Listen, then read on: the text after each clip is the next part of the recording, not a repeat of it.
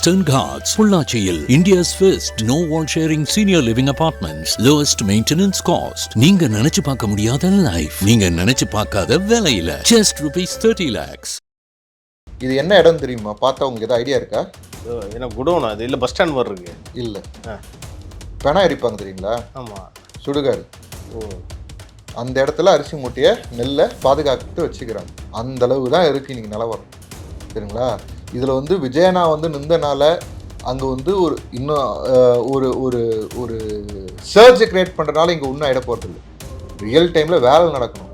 பாதிப்பு நடக்கிறதுல வந்து பப்ளிசிட்டி தர்றது முக்கியம் கிடையாது. போலீஸ்காரங்க வந்து என்னென்னலாம் கெப்பாசிட்டி அவங்களுக்கு இருக்குன்ட்டு எங்களுக்கு தெரியும். அவங்க எப்படி சொல்லுவாங்க, ஒரு லெட்டரை எப்படி எழுத சொல்லுவாங்க, சரிங்களா? அதில் எவ்வளோ பேர் வருவாங்கன்னு முன்னக்கொண்டு அவங்க சொல்கிறது தான் எழுதி தரது. எந்த இடத்துக்கு பர்மிஷன் கேட்கணும் கூட அவங்க சொல்லி தர சொல்கிறது தான். அப்படி தான் நிலவரம், ரியாலிட்டி, கிரவுண்ட் ரியாலிட்டி அதுதான். டிவிக்கே பசங்க மேலே கேஸ் போட்டதாக இருக்கட்டும், இல்லை ஆனந்தனாமலையும் நிர்மல்குமாரையும் வழக்கு பதிவு பண்ணி நாங்கள் தேடுதல் பண்ணிக்கிறோன்ட்டு ஒரு பிம்பத்தை உருவாக்கி அவங்களோட இமேஜை டேமேஜ் பண்ணதாக இருக்கட்டும். ஒரே ஒரு அரசு அதிகாரி நாங்கள் வந்து சஸ்பெண்ட் பண்ணுறோம்ப்பா அப்படின்னு ஒரே ஒரு அதிகாரி மேலே ஏதாவது ஆக்ஷன் இருக்கீங்களா? கரூர் சம்பவம் முடிஞ்சு கிட்டத்தட்ட 1 மாதம் ஆக போகுது. நிறைய மக்கள் பிரச்சனைலாம் வந்துருச்சு. ஒரு பக்கம் மழை பெஞ்சிக்கிட்டு இருக்கு, ஒரு பக்கம் நெல்லுலாம் டெல்டா மாவட்டத்தில் அழிஞ்சிக்கிட்டு இருக்கு. இதில் பற்றி விஜய் கவலையே கிடையாதா? வீட்லேயே உட்காந்துக்கிட்டு இருக்காரு அப்படின்ற மாதிரி பல பேர் பேசிக்கிட்டே இருக்காங்க. என்னதான் பண்ண போறாரு? விஜய் சொன்ன பாயிண்ட் தான், மூட்டைக்கு 40 ரூபா வாங்குறாங்கன்றது தான் ஊரில் இருக்கிற எல்லா அரசியல்வாதியும் சொல்லிருக்காங்க. அது மைக்ல சொன்னா பரவாயில்ல, இறங்கி வந்து சொல்லணும்ல. அவர் வெளியே கொண்டு வந்த விஷயத்தை தான் அது வரைக்கும் யாருமே சொல்லாத அரசியல்வாதிங்க இன்னைக்கு எல்லா அரசியல்வாதிகளும் அதான் சொல்லினுக்கிறாங்க, சரிங்களா? அவர் சொன்னதுக்கு அப்புறம் தான் அதை வந்து வெளிச்சத்துக்கு கொண்டு வருது. அவருக்கு உண்மையான அக்கறை இருக்கிற ஆளுங்க, சும்மா போய் ஃபோட்டோ ஷூட் பண்ணுற ஆளும் கிடையாது. லாரியில் ஏற்றுனாங்க இல்லையா, ஏற்றி அதை குடோனில் போய் இறக்கணும். அந்த லாரிக்கு கூட தார்பாய் போட முடியாமல் மழையில் நனைஞ்சி அதுலேயே வந்து நாற்று விட்டுருக்கு. ஆமாம், அந்த மாதிரி கொடூரெல்லாம் பார்க்கணும். இது பாருங்க, வந்துருக்கு இது இருக்கு, நாற்று அப்படியே அந்த லாரியிலேயே நாற்று விட்டுருக்கு. அந்த அளவுக்கு கொடூரெல்லாம் நடந்துருக்கு.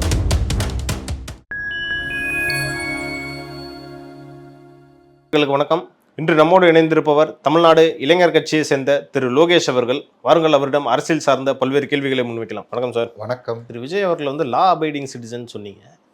அவ்வளோ கூட்டம் இருக்கு, அங்கே இருக்க டிஎஸ்பி வந்து சொல்லியிருக்காரு, இதுக்கு மேலே போனீங்கன்னா ஏதாவது அசம்பாவிதம் ஆகும். அது கேட்கலன்ற மாதிரி தானே விஜய் சொன்னதா இருக்கு. வந்து இவங்க வந்து செல்ஃப் டிஃபென்ஸ் பண்ணிக்க சொன்ன வாதம் பொய்யாது. அது பொய்.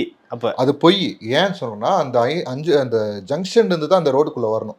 அந்த ஜங்ஷன்லேயே விஜயண்ணா இந்த இடத்துல இவ்வளோ கூட்டம் இருக்கு, நான் இங்கே நின்று பேசுகிறேன்னு சொன்னது விஜயண்ணா இல்லைங்க. ஸ்பாட்டுக்கு போகணும்னு சொன்னது போலீஸ்காரங்க. அந்த ஸ்பாட்டில் போய் நின்று ஒரு 10 மீட்டருக்கு முன்னாடி நிற்கிறாங்க. அந்த இடத்துல அந்த அக்ஷயா ஹாஸ்பிட்டல் நிற்க சொல்லியிருக்காங்க. அந்த பக்கத்தில் ஒரு பெரிய காம்பவுண்ட் வால் இருக்குது. மக்கள் ஆக்சுவலாக அங்கே நகரவே முடியாது. இன்னும் டேஞ்சர் அது ஒன்று. ரெண்டாவது, அங்கே போய் நிற்கும் போது மைக், இந்த நாமக்கல் ஆட்சியில் மைக்கு எக்கோ இஷ்யூ, அந்த இஷ்யூ வரன்றதுனால கொஞ்சம் முன்னாடி போனது. இன்னொன்று, அந்த வழிநெடுக்க கூட்டு வந்தது யார்? காவல்துறை தான் ராங் ரூட்டில் கூட்டு வந்து, அவங்க வேறு ரூட்டில் வரணும்னு எதிர்பார்த்தாங்க. மக்கள்லாம் சொன்ன மாதிரி விஷயம் கேள்விப்பட்டிருக்காங்க. கூட்டு வந்தது யார்? காவல்துறை. இவங்களாம் வந்து எங்கள் இந்த ரூட்டில் தான் போகணும்னு சொல்லியிருப்பாங்க.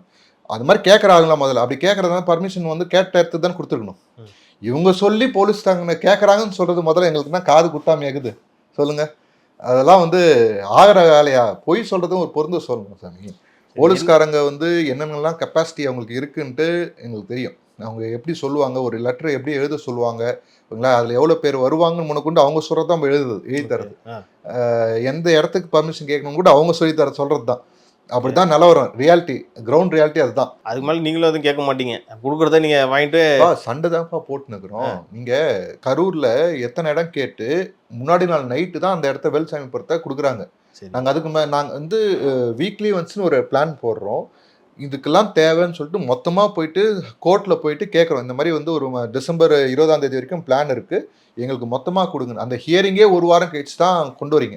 நாங்கள் 15 கேட்டது, சரி முடியாதுன்னு சொல்கிறோம். வந்து ப்ரேயர் என்ன பண்ணுறோம், சரி 20ஆம் தேதியிலேருந்து 20ஆம் தேதி வரைக்கும் எங்களுக்கு தேவையான விஷயங்களை ஏற்பாடு பண்ணுறதுக்கு.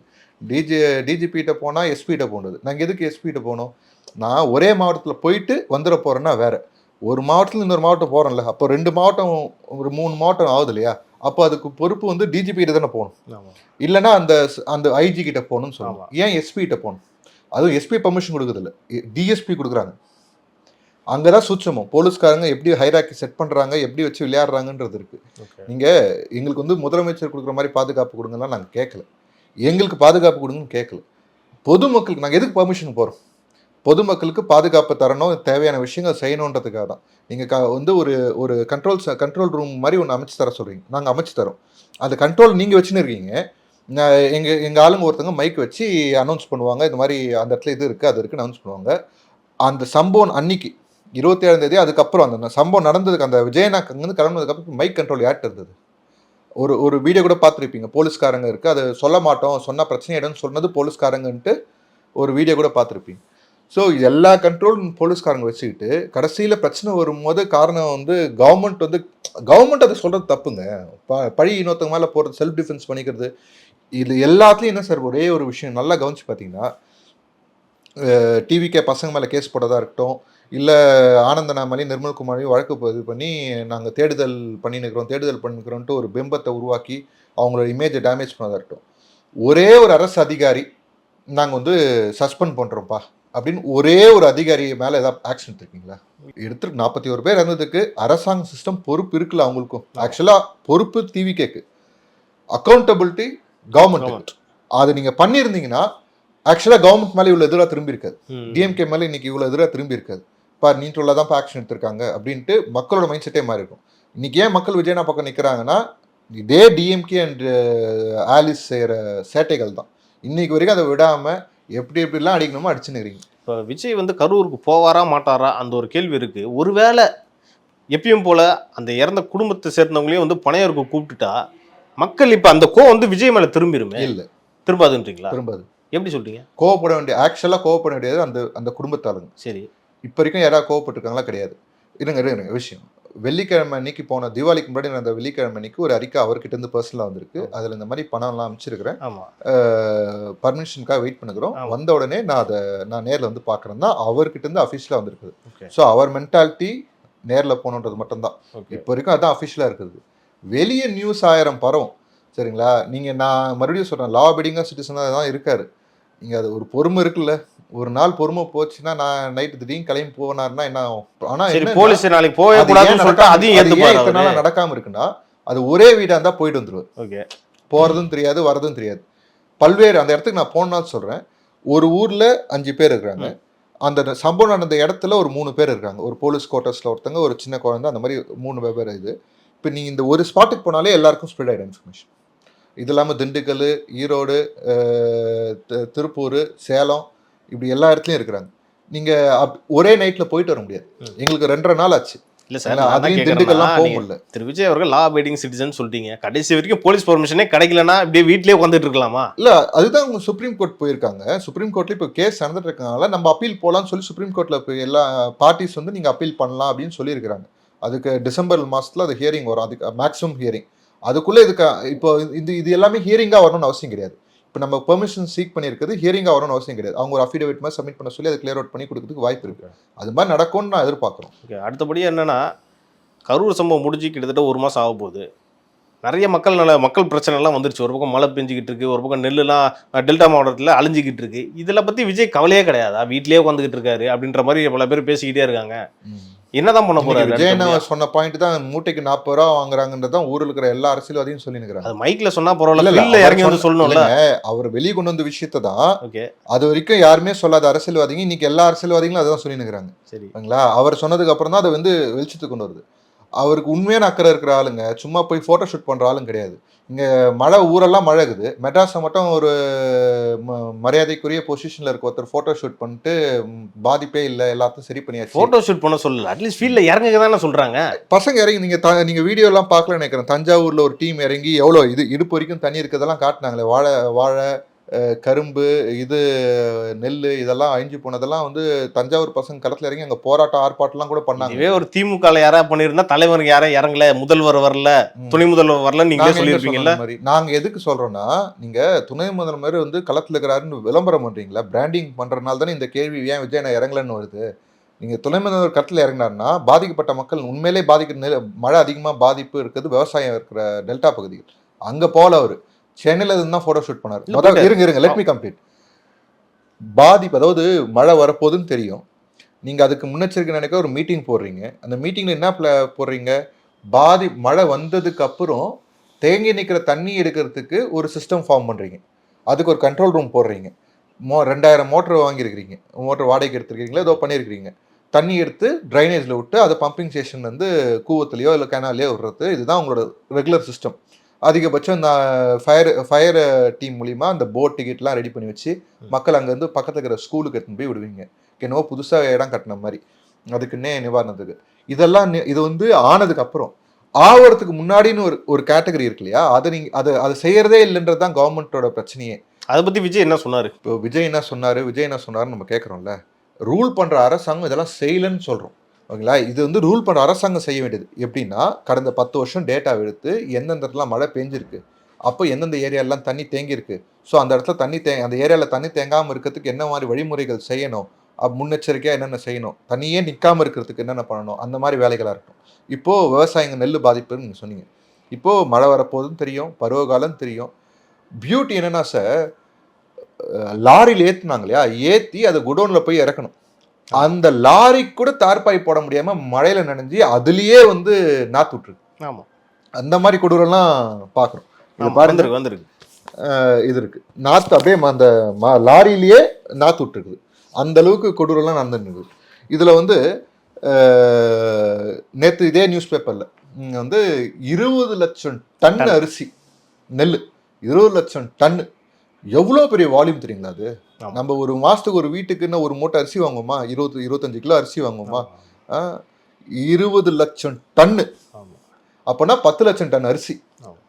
10 லட்சம் டன் அரிசியை வந்து வெட்டியாக வீணாக வேஸ்ட் பண்ணியிருக்கோம். அந்த அரசாங்கத்துக்கு எப்படி சார் மனசு வருது? நிவாரணம் கொடுத்தா சரியாக போதா சார்? நிவாரணம் எவ்வளோ சார் கொடுப்பீங்க? முழுசாக கொடுத்துருவீங்களா? நீங்கள் தேர்தல் வாக்குறுதியில் அவன் நகைக்கடனை இது பண்ணுற தள்ளுபடி பண்ணுற, நீங்கள் அதுவே பண்ணல. நீங்கள் இதில் கொடுக்குற நிவாரணம் எத்தனை % கொடுப்பீங்க? ஒரு 20% கொடுப்பீங்களா, 30% கொடுப்பீங்களா அவன் செலவு பண்ணதில் மிச்சம்? அதாவது இத்தனைக்கும் வந்து விவசாயம் வந்து குறைஞ்சினே வருது இந்த கடந்த 5 வருஷத்தில். அது இந்த வருஷம் தான் கொஞ்சம் விளைச்சல் நல்லா இருந்தது. அந்த விளைச்சல் நல்லதுக்கு ஏற்ற மாதிரி இன்ஃப்ரா நீங்கள் டெவலப் பண்ணணும் சார். இதில் என் கேள்வி என்னன்னா, இதில் தாவேக என்ன அரசியல் பண்ண போகுதுன்றது தானே கேள்வி. அரசியல் பண்ணது இல்லை சார். வீட்லயே ஒரு நீலாங்கரையில முடங்கிக்கிட்டே இருக்காருல்ல அவரு. இப்போ விஜயனா போயிட்டு அங்கே ஃபோட்டோ ஷூட் பண்ணணுன்ற அவசியம் கிடையாது. ஃபோட்டோ ஷூட் பண்ண சொல்லல. இந்த பசங்க என்ன பண்ணுறாங்க, போயிட்டு அறிவுரை பண்ணுறாங்க. அங்கே இருக்க தோட்டம் வச்சிருக்கவங்கலாம் வந்து களை எடுக்க சொல்லியிருக்கிறாங்க. தென்னை மரம் வச்சிருக்கவங்கலாம் வந்து அவங்க தன்னெழுச்சியா பண்றாங்க சார். விஜய் அவர்கள் வந்து அறிவுறுத்தினாரா?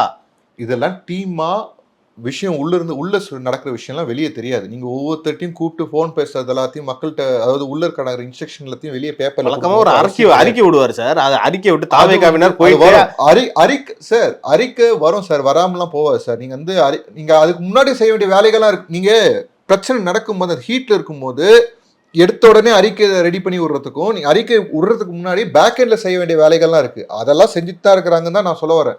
இங்க அது எல்லாம் பேக் எண்ட்ல செய்யற வேலை நான் ஃப்ரண்ட் எண்ட்ல காட்டணும்ன்ற ஆக்சுவல் அவசியம் கிடையாது. நான் மறுபடியும் சொல்றேன், நீங்க இத்தனை உதாரணத்துக்கு நான் சொல்றேன், 2 வருஷத்துல விஜயனாவை நீங்க வந்து அரசியல கவனிச்சிட்டு இருக்கீங்க.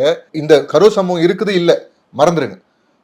நியோ பாலிடிக்ஸ், அந்த பாலிடிக்ஸ் ஹேண்டில் பண்ற விதம் வேற, அவங்க எடுத்துன்னு போற விதம் வேற. போன வாட்டி மழைக்கு எப்படி டீல் பண்ணாங்க அப்படின்னு நீங்க பார்த்துருப்பீங்க. அதுக்கு ஒரு விமர்சனம் வச்சு வீட்டில் கூட்டு வச்சு நிவாரணம் பண்ணாங்க. ஆனா களத்துல ஒவ்வொரு இடத்துலையும் பசங்க நின்று அந்த வீட்டில் இருக்கவங்களெல்லாம் காப்பாற்றி கூட்டின்னு போயிட்டு நல்ல இடத்துக்கு சேர்த்ததெல்லாம் பசங்க. அது வெளியே நியூஸ் வராது. விஜயனை கடைசியாக வந்து கூப்பிட்டு நிவாரணம் கொடுத்தது மட்டும்தான் வெளியே தெரியும். நீங்கள் அந்த மாதிரி நாங்கள் வந்து ரியல் டைம்ல களத்தில் இருக்கிறோன்ற. முதலமைச்சர் வேட்பாளராக நாளைக்கு வந்து இளைஞர் இருக்க போறாங்களா இல்லை விஜய் இருக்க போறாரா? அந்த கேள்வி வருது இல்ல.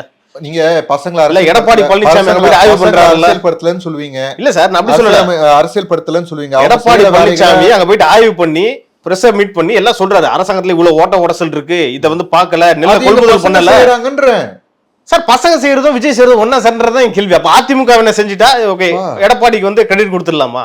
இப்ப அது செய்யறாங்கல்லங்க, அதை ஏன் நீங்க வரவேற்க மாட்டீங்கன்னு கேக்குறேன் நான். அவங்க செய்யறதுக்கு ஒரு ரெகக்னிஷன் ஏன் கொடுக்க மாட்டீங்கன்னு கேக்குறேன்.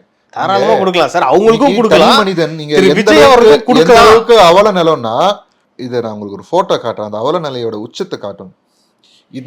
இது உங்களுக்கு இது தெரியுதுங்களா? இது என்ன இடம் தெரியுமா? பார்த்தா உங்களுக்கு ஏதாவது ஐடியா இருக்கா? என்ன குடோனா அது? இல்ல பஸ் ஸ்டாண்ட் மாதிரி இருக்கு. இல்ல, பெணா எரிப்பாங்க தெரியுங்களா? ஆமா, சுடுகாடு. ஓ, அந்த இடத்துல அரிசி மூட்டையை நெல்லை பாதுகாத்து வச்சுக்கிறாங்க. அந்த அளவு தான் இருக்கு இன்னைக்கு நிலவரம், சரிங்களா? இதுல வந்து விஜயனா வந்து நின்றனால அங்க வந்து ஒரு இன்னும் ஒரு ஒரு சர்ஜ் கிரியேட் பண்றதுனால இங்க இன்னும் ஆயிட போறது இல்லை. ரியல் டைமில் வேலை நடக்கணும். பாதிப்பு நடக்கிறதுல வந்து பப்ளிசிட்டி தேடுறது முக்கியம் கிடையாது. கேள்வி ஏன் கேட்டீங்கன்னா உங்களால தான் நான் கேட்கறேன். ஏன்னா நீங்க தான் சொல்றீங்க தமிழ்நாட்டோட உண்மையான எதிர்க்கட்சி தலைவர் விஜய் நீங்க சொல்லியிருக்கீங்க. இப்போ அதனால தான் நான் கேட்கறேன் அந்த எதிர்க்கட்சி தலைவர் ஏன் வரக்கூடாதுன்ட்டு. சார் நான் வந்து உங்களுக்கு அந்த வார்த்தை புரியல நினைக்கிறேன். நியோ பாலிடிக்ஸ் நான் சொன்னேன். நாங்கள் வந்து பசங்க களத்தில் இருக்கிறாங்க சார். நீங்கள் வந்து ஒவ்வொரு அந்த இடத்துல ஒரு சர்ஜை கிரியேட் ஒரு பப்ளிசிட்டி அந்த அந்த பிம்பத்தை கிரியேட் பண்ணதில் மேட்ரே கிடையாது. இப்போ வந்து இவர் எடப்பாடியார் வந்து சொன்னார், பேசினார். துணை முதலமைச்சர் என்ன பதில் சொன்னார்? அவர் சொல்கிறதெல்லாம் பொய் அப்படின்ட்டாரு. ஒரே வார்த்தையில் பொய்ன்ட்டாப்ல. ஒரு நாளைக்கு 2000 மூட்டை நெல் நாங்கள் கொள்முதல் பண்ணுறோன்னு இன்னொரு அமைச்சர் அடிச்சு விடுறாரு. மக்களுக்கு தெரியும்ல எது உண்மை எது பொய்ன்ட்டு. தெரியும்ல. இப்போ இந்த இந்த 2 இன்சிடென்ட் இருக்கு இல்லையா, இது எதுக்கு நடக்கணும்? தேவையில்லாத சீன் தானே இதெல்லாம். தேவையில்லாத சீன் இது. ஓகேங்களா? நடக்க வேண்டிய வேலை உறுப்பினர் நடக்கல. அதுதான் மேட்ரு. அது செய்யறதுக்கான வேலையை பார்க்கணும். ஒரு தார்ப்பை இப்போ இவங்க போறாங்களா, இவங்க போய் சும்மா போட்டோ ஷூட்லாம் என்னப்பா அப்படின்னு சொல்லி அழுவுறது இதெல்லாம். எங்க பசங்க என்ன பண்றாங்க? தார்ப்பை வாங்கி போய் தராங்க. அதுதான் உண்மையான நிவாரணம். ஆதாரம் இருக்கா? நான் உங்களுக்கு காட்டணும்னா காட்டுறேன். ஓகேங்களா? நீங்க வேணா அதை பப்ளிஷ் பண்ணுங்க. ஓகேங்களா? ஆதாரம் இருக்கான்னு கேட்குறீங்க. நான் நாங்கள் 2015 என்னென்ன பண்ணினுங்கிறோம் நாங்கள் ஆதாரம் காட்டுறோம். நீங்க அதை ஃபுல்லா காட்டுறீங்களா? தனியாக எக்ஸ்க்ளூசிவா ஷோ போடுறீங்களா? தாராளமா போடலாம். நாங்க வருஷா வருஷம் இருக்கும். வருஷா வருஷம் இதான் சாமி எங்களுக்கு வேலை. ஒவ்வொரு வருஷமும் வெள்ளமோ ஏதோ ஒரு ஊர்ல நடக்குது.